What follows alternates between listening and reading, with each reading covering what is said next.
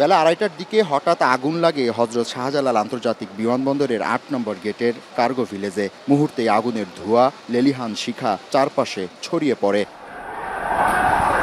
যা নিয়ন্ত্রণে একে একে ফায়ার সার্ভিসের ৩৭টি ইউনিট একযোগে কাজ শুরু করে। পরে ফায়ার সার্ভিসের সাথে যোগ দেয় সিভিল অ্যাভিয়েশন, বিমান, সেনা ও বিজিবি।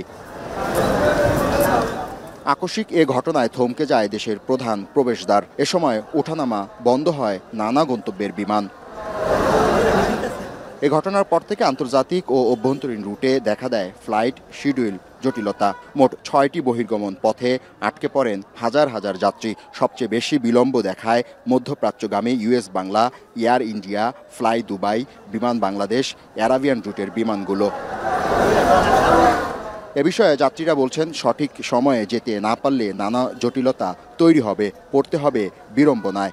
বিপর্যয়ের মধ্যে আছে এখন। রাত্রে ফ্লাইট কয়টার দিকে হয় তা তো জানা নাই। গেলে বলতে পারবো আর কি কয়টা বাজে ফ্লাইট হবে, কি আসবে বিষয়, আজকে কি ফ্লাইট দিবে না দিবে না, সবাই চিন্তাধারা টেনশনের মধ্যে আছে সবাই। আমরা উদ্বেগ উৎকণ্ঠা ভরা কণ্ঠে প্রবাস গমনে ইচ্ছুক পরিবারের সদস্যরা জানান, যাত্রীদের চেক ইন, বোর্ডিং সম্পূর্ণ হলেও বিমান না পাওয়ায় ভোগান্তি আরও বাড়বে। ফ্লাইট বাতিল হওয়ার কারণে কিংবা বিলম্ব হতে পারার কারণে মালিকের সাথে হয়তো কর্মচারীর বিলম্ব হতে পারে। চীনের ফ্লাইট যদি না ধরতে পারি তাহলে একটু সমস্যা হয়ে যাবে। এ বিষয়ে সিভিল অ্যাভিয়েশন ও বেবিচক কর্তৃপক্ষ জানায়, এই বিপর্যয়ে সকলের সহযোগিতা দরকার। ধৈর্য ধরার আহ্বান জানান বিমানবন্দর কর্তৃপক্ষ। প্লিজ আমাদেরকে সহযোগিতা করুন। একটা সমস্যা হয়েছে, আমরা সকলে মিলে এই সমস্যা উত্তরণের চেষ্টা করছি। আপনারা তথ্য পাবেন, সময় অনুযায়ী তথ্য পাবেন। আমাদেরকে এখন এই ইমার্জেন্সিটাকে নিরাপদে হ্যান্ডেল করার জন্য সুযোগ দেন।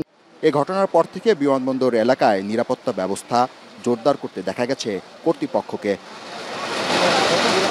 জাবেদ আব্দুল্লাহ, এখন, ঢাকা।